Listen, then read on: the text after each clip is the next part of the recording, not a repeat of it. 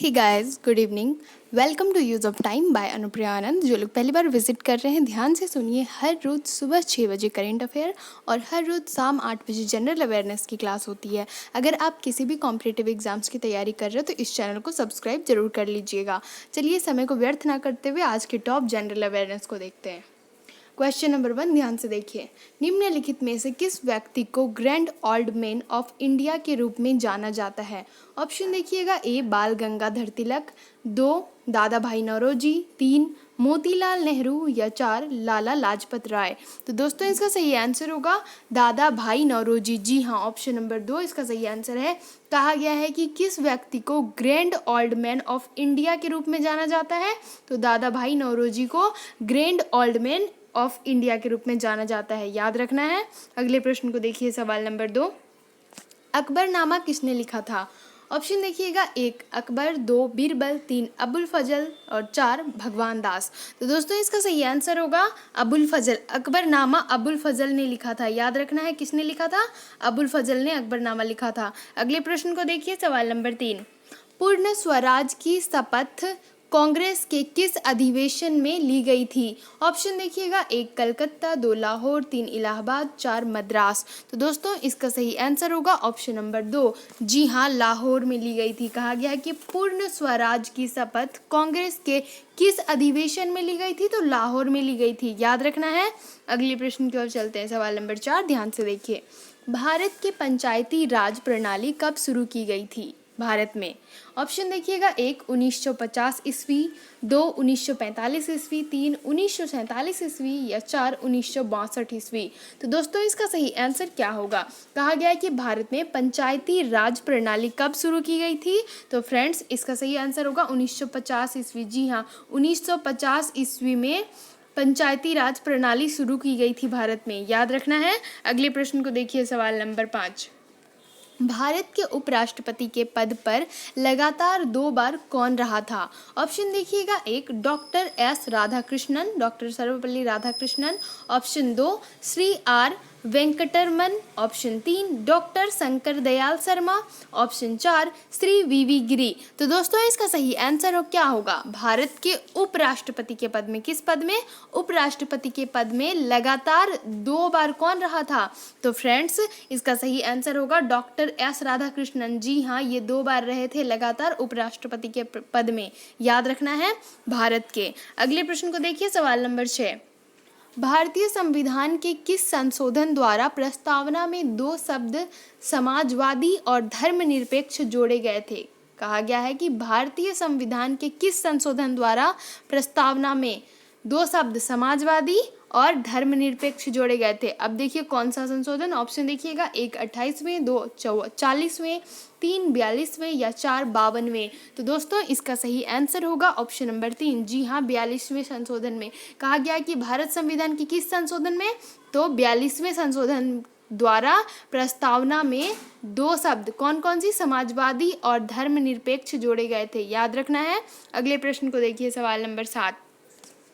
जब राष्ट्रपति और उपराष्ट्रपति दोनों के पद एक साथ खाली हो तो पद पर अस्थायी रूप से कौन काम करता है? ऑप्शन देखिएगा। 1 संसद के दोनों सदनों द्वारा नामित कोई व्यक्ति, या फिर लोकसभा का अध्यक्ष, या फिर राज्यसभा का उपसभापति, या फिर भारत का मुख्य न्यायाधीश। तो दोस्तों इसका सही आंसर क्या होगा? फ्रेंड्स जब राष्ट्रपति और उपराष्ट्रपति दोनों के पद एक साथ खाली हो तो उस पद पर अस्थायी रूप से भारत का मुख्य न्यायाधीश काम करता है, याद रखना है। चलिए अगले प्रश्न को देखते हैं। इसका सही आंसर होगा ऑप्शन नंबर 4 दोस्तों, भारत का मुख्य न्यायाधीश काम करता है, याद रखना है। अगले प्रश्न को देखिए, सवाल नंबर 8। भारतीय संविधान लागू हुआ था कब? ऑप्शन देखिएगा। 1 26 जनवरी 1950 को, 2 26 जनवरी 1952 को, ऑप्शन 3 15 अगस्त 1948 को या ऑप्शन 4 26 नवंबर 1949 को। तो दोस्तों इसका सही आंसर क्या होगा? भारतीय संविधान कब लागू हुआ था? तो फ्रेंड्स भारतीय संविधान लागू हुआ था 26 जनवरी 1950 को, याद रखना है। भारतीय संविधान लागू हुआ था 26 जनवरी 1950 को। चलिए अगले प्रश्न को देखिए, सवाल नंबर 9।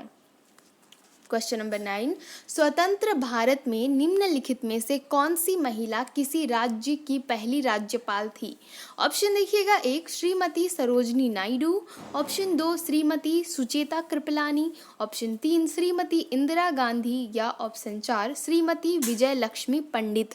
तो दोस्तों इसका सही आंसर क्या होगा? स्वतंत्र भारत में निम्नलिखित में से कौन सी महिला किस राज्य की पहली राज्यपाल बनी थी? तो दोस्तों इसका सही आंसर होगा श्रीमती सरोजनी नायडू जी। स्वतंत्र भारत में निम्नलिखित में से कौन बनी थी पहली महिला राज्य की राज्यपाल? तो सरोजनी नायडू जी, याद रखना है। अगले प्रश्न को देखिए, सवाल नंबर 10, भारत के नियंत्रक और महालेखा परीक्षक की रिपोर्ट की समीक्षा करने वाली संसदीय समिति है? ऑप्शन देखिएगा, 1 आकलन समिति या 2 प्रवर समिति, 3 लोक लेखा समिति या 4 इनमें से कोई नहीं। तो दोस्तों इसका सही आंसर होगा ऑप्शन नंबर 3 लोक लेखा समिति। याद रखना है, कहा गया है कि भारत के नियंत्रक और महालेखा परीक्षक की रिपोर्ट की समीक्षा करने वाली संसदीय समिति है लोक लेखा समिति। याद रखना है। अगले प्रश्न को देखिए, सवाल नंबर 11, क्वेश्चन नंबर 11, कोहरा एक उदाहरण है। ऑप्शन देखिएगा, 1 गैस में परिक्षिप्त गैस का, ऑप्शन 2 गैस में परिक्षिप्त द्रव का, ऑप्शन 3 गैस में परिक्षिप्त ठोस का या ऑप्शन 4 द्रव में परिक्षिप्त ठोस का। तो दोस्तों इसका सही आंसर क्या होगा? कोहरा एक उदाहरण है किसका? तो गैस में परिक्षिप्त द्रव का उदाहरण है कोहरा। याद रखना है, कोहरा किसका उदाहरण है? तो गैस में परिक्षिप्त द्रव का। अगले प्रश्न को देखिए, सवाल नंबर 12, निम्नलिखित में से वह सागर कौन सा है जो भूबद्ध है? ऑप्शन देखिएगा दोस्तों, 1 तिमोर सागर, 2 अराफुरा सागर, ऑप्शन 3 ग्रीनलैंड सागर या ऑप्शन 4 अरल सागर। दोस्तों इसका सही आंसर क्या होगा? फ्रेंड्स इसका सही आंसर होगा ऑप्शन नंबर 4, जी हाँ। तो फ्रेंड्स इसका सही आंसर होगा ऑप्शन नंबर 4, जी हाँ अरल सागर। याद रखना है। अगले प्रश्न को देखिए, सवाल नंबर 13, राष्ट्रीय रासायनिक प्रयोगशाला स्थित है भारत में है कहाँ पर? ऑप्शन देखिएगा, 1 मुंबई में, 2 बेंगलुरु में, 3 हैदराबाद में या 4 पुणे में। तो दोस्तों इसका सही आंसर क्या होगा? राष्ट्रीय रासायनिक प्रयोगशाला कहाँ पर स्थित है? तो पुणे में। याद रखना है। अगले प्रश्न को देखिए, सवाल नंबर 14, निम्नलिखित में से कौन से बराबर वर्षा वाले स्थलों को जोड़ने वाली रेखाएं दर्शाते हैं? ऑप्शन देखिएगा, 1 आइसोहिप्स, ऑप्शन 2 आइसोहेलाइंज, ऑप्शन 3 आइसोबार या ऑप्शन 4 आइसोहाइट्स। तो दोस्तों इसका सही आंसर क्या होगा? फ्रेंड्स इसका सही आंसर होगा आइसोहाइट्स। कहा गया है कि निम्नलिखित में से कौन से बराबर वर्षा वाले स्थलों को जोड़ने वाली रेखाएं दर्शाते हैं? तो आइसोहाइट्स। याद रखें। अगले प्रश्न को देखते हैं, सवाल नंबर 15, विषुवत रेखा है। ऑप्शन देखिएगा, 1 उत्तर और दक्षिण ध्रुवों को जोड़ने वाली रेखा, ऑप्शन 2 उत्तर और दक्षिण ध्रुवों के बीच बीच पृथ्वी के इर्द गिर्द घूमने वाली काल्पनिक रेखा या ऑप्शन 3 शनि ग्रह के गिर्द एक मेखला या ऑप्शन 4 पृथ्वी के घूर्णन का अक्ष। तो दोस्तों इसका सही आंसर होगा ऑप्शन नंबर 2। कहा गया है कि विषुवत रेखा है उत्तर और दक्षिण ध्रुवों के बीच बीच पृथ्वी के गिर्द घूमने वाली काल्पनिक रेखा। ऑप्शन नंबर 2 सही है। याद रखना है। अगले प्रश्न को देखते हैं, सवाल नंबर 16। देखिए सवाल नंबर 16 क्या कहता है, अवतल लेंस से हमेशा निम्नलिखित में से कौन सा प्रतिबिंब बनता है? ऑप्शन देखिएगा, 1 वास्तविक और सीधा, 2 आभासी और सीधा, 3 वास्तविक और अधोशीर्षी या ऑप्शन 4 आभासी और अधोशीर्षी। तो दोस्तों इसका सही आंसर क्या होगा? फ्रेंड्स इसका सही आंसर होगा आभासी और सीधा। अवतल लेंस से हमेशा बनता है आभासी और सीधा प्रतिबिंब। याद रखना है। अगले प्रश्न को देखिए, सवाल नंबर 17, किस विटामिन को अपनी सक्रियता के लिए कोबाल्ट की आवश्यकता होती है? ऑप्शन देखिएगा, 1 vitamin B12, option 2 vitamin D, option 3 vitamin B या ऑप्शन 4 विटामिन ए। तो दोस्तों इसका सही आंसर होगा क्या? किस विटामिन को अपनी सक्रियता के लिए कोबाल्ट की आवश्यकता होती है? तो विटामिन B12 को। याद रखना है। अगले प्रश्न को देखते हैं, इसका सही आंसर होगा ऑप्शन नंबर 1। याद रखें। अगले प्रश्न को देखते हैं, सवाल नंबर 18, निम्नलिखित में से अक्षु गैस का घटक कौन सा है? ऑप्शन देखिएगा, 1 एथेन, 2 ईथर, 3 एथेनॉल या ऑप्शन 4 क्लोरोपिक्रीन। तो दोस्तों इसका सही आंसर होगा क्लोरोपिक्रीन। जी हाँ, कहा गया है कि निम्नलिखित में से अश्रु गैस का घटक कौन सा है, तो क्लोरोपिक्रीन। याद रखें, ऑप्शन नंबर 4 सही है। अगले प्रश्न को देखते हैं, सवाल नंबर 19। दृढ़तांक निम्नलिखित में से किसका अनुपात है? ऑप्शन देखिएगा, एक अनुदैर्ध्य प्रतिबल के साथ अनुदैर्ध्य विकृति का, ऑप्शन 2 आयतन प्रतिबल के साथ आयतन विकृति का, ऑप्शन 3 अपरूपण प्रतिबल के साथ अपरूपण विकृति, या ऑप्शन 4 तनन प्रतिबल के साथ तनन विकृति। तो दोस्तों इसका सही आंसर क्या होगा? फ्रेंड्स, दृढ़तांक निम्नलिखित में से किसका अनुपात है? तो फ्रेंड्स इसका सही आंसर होगा आयतन प्रतिबल के साथ आयतन विकृति का। कहा गया है कि दृढ़तांक किसका अनुपात है, तो आयतन प्रतिबिंब के साथ आयतन विकृति का। याद रखें। अगले प्रश्न को देखिए, सवाल नंबर 20। गैस में ध्वनि तरंग संचरण में निम्नलिखित में से क्या होता है? ऑप्शन देखिएगा, एक रुद्धोष्म संपीड़न और विरलन, ऑप्शन 2 समतापी संपीड़न और विरलन, ऑप्शन 3 समायतन संपीड़न और विरलन, या फिर ऑप्शन 4 समदाबी संपीड़न और विरलन। तो दोस्तों इसका सही आंसर क्या होगा? फ्रेंड्स इसका सही आंसर होगा रुद्धोष्म संपीड़न और विरलन। कहा गया है कि गैस में ध्वनि तरंग संचरण में निम्नलिखित में से क्या होता है, तो रुद्धोष्म यानी कि एडियाबेटिक संपीड़न और विरलन। ऑप्शन नंबर 1 सही है, याद रखना है। अगले प्रश्न को देखिए, सवाल नंबर 21। परमाणु घड़ी निम्नलिखित में से किसके संक्रमण पर आधारित होती है? ऑप्शन देखिएगा, 1 सोडियम, 2 सीजियम, 3 मैग्नीशियम, या 4 एल्युमिनियम। तो दोस्तों इसका सही आंसर क्या होगा? कहा गया है कि परमाणु घड़ी निम्नलिखित में से किसके संक्रमण पर आधारित होती है? तो फ्रेंड्स इसका सही आंसर होगा ऑप्शन नंबर 2, जी हाँ, सीजियम के संक्रमण पर। याद रखें। अगले प्रश्न को देखिए, सवाल नंबर 22। यूकारियोटिक सेल में प्लाज्मा झिल्ली किससे बनी होती है? ऑप्शन देखिएगा, 1 फॉस्फोलिपिड, ऑप्शन 2 लिपोप्रोटीन, ऑप्शन 3 फॉस्फोलिपोप्रोटीन, या ऑप्शन 4 फॉस्फोप्रोटीन। तो कौन सा सही होगा फ्रेंड्स? इसका सही आंसर क्या होगा? कहा गया है कि यूकारियोटिक सेल में प्लाज्मा झिल्ली किससे बनी होती है? तो इसका सही आंसर क्या होगा? फ्रेंड्स यूकारियोटिक सेल में प्लाज्मा झिल्ली बनी होती है फॉस्फोलिपिड से। ऑप्शन नंबर 1 सही है, याद रखना है। अगले प्रश्न को देखिए, सवाल नंबर 23। निम्नलिखित में से किसको सेल का पावर प्लांट भी कहा जाता है? ऑप्शन देखिएगा, 1 गोल्जिकाय, 2 माइटोकॉन्ड्रियन, ऑप्शन 3 राइबोसोम, या ऑप्शन 4 लाइसोसोम। तो दोस्तों इसका सही आंसर होगा ऑप्शन नंबर 2, जी हाँ, माइटोकॉन्ड्रियन को। निम्नलिखित में से किसको सेल का पावर प्लांट भी कहा जाता है? तो माइटोकॉन्ड्रियन को। याद रखें, ऑप्शन नंबर 2 सही है। अगले प्रश्न को देखिए, सवाल नंबर 24। सिरके का रासायनिक नाम क्या है? ऑप्शन देखिएगा, 1 citric acid, 2 acetic acid, 3 pyruvic acid, या 4 मैलिक एसिड। तो दोस्तों इसका सही आंसर होगा एसिटिक एसिड। सिरके का रासायनिक नाम है एसिटिक एसिड। याद रखना है। अगले प्रश्न को देखिए, सवाल नंबर 25। निम्नलिखित में से कौन सा गुण भारी पानी हेवी वाटर में नहीं होता? ऑप्शन देखिएगा, 1 भारी पानी का क्वथनांक साधारण पानी से कम होता है, या फिर ऑप्शन 2 भारी पानी का घनत्व साधारण पानी से अधिक होता है, या फिर 3 देखिए ऑप्शन, भारी पानी का हिमांक साधारण पानी से अधिक होता है, या यह संक्षारण उत्पन्न करता है। तो फ्रेंड्स इसका सही आंसर क्या होगा?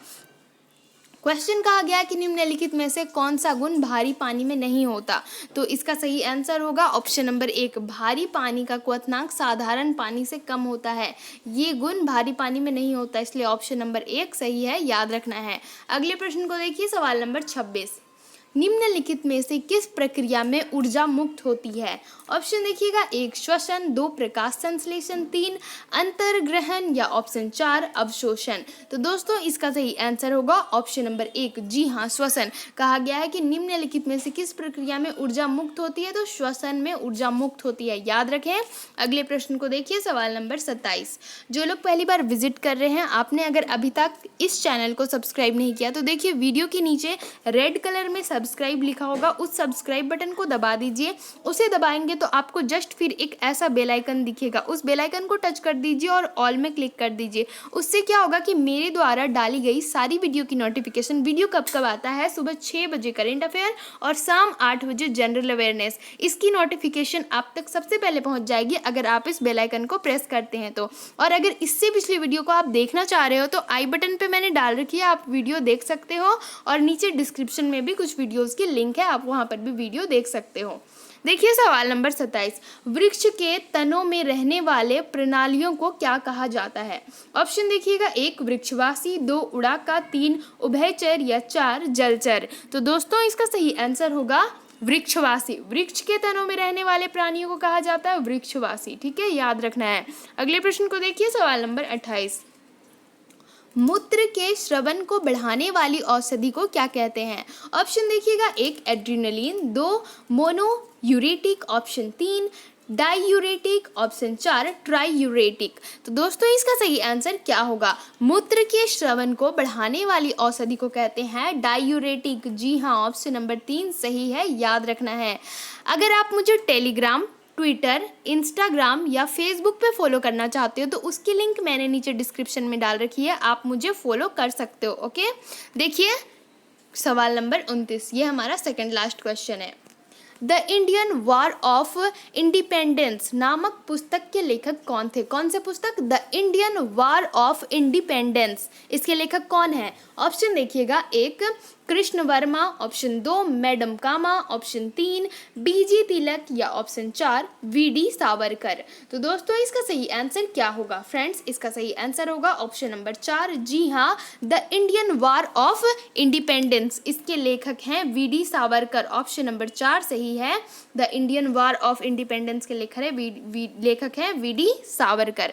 अगले प्रश्न को देखिए, ये हमारा अंतिम प्रश्न है। वीडियो अगर आपको अच्छा लगता हो तो प्लीज़ आप लाइक कीजिएगा, क्योंकि अगर आप लाइक करते हो तो उससे मुझे खुशी मिलती है और कुछ नहीं होता है, बट मेरी खुशी के लिए आप लाइक तो कर सकते हो ना, अगर आपको वीडियो अच्छी लगती है तो। और कमेंट करके बताइएगा कि आपको वीडियो कितना इन्फॉर्मेटिव लगता है। और अगर आपकी जानकारी में कोई भी ऐसे व्यक्ति हैं, कोई भी ऐसे लोग हैं जो कि एग्ज़ाम्स की तैयारी कर रहे हैं, कॉम्पिटिटिव एग्ज़ाम्स की, तो उन तक ये वीडियो ज़रूर शेयर कर दीजिएगा। और सुबह 6 बजे करेंट अफेयर और शाम 8 बजे जनरल अवेयरनेस, इसमें डेली अपलोड होता है। अगर आप तैयारी जोरदार करना चाहते हैं तो इस चैनल को सब्सक्राइब जरूर कर लीजिएगा। देखिए सवाल नंबर 30, हमारा अंतिम प्रश्न है, question number 30। Servants of India society के संस्थापक कौन थे? ऑप्शन देखिएगा, 1 GK. Gokhale, option 2 MG. Ranade, option 3 BG. Tilak या ऑप्शन 4 बिपिन चंद्र पाल। तो दोस्तों इसका सही आंसर क्या होगा? सर्वेंट्स ऑफ इंडिया सोसाइटी, इसके संस्थापक कौन थे? तो फ्रेंड्स इसके संस्थापक थे जी.के. गोखले जी, याद रखना है। सर्वेंट्स ऑफ इंडिया सोसाइटी के संस्थापक हैं जी.के. गोखले, याद रखें। कैसा लगा वीडियो कमेंट करके जरूर बताइएगा। Thank you, thanks for watching my video.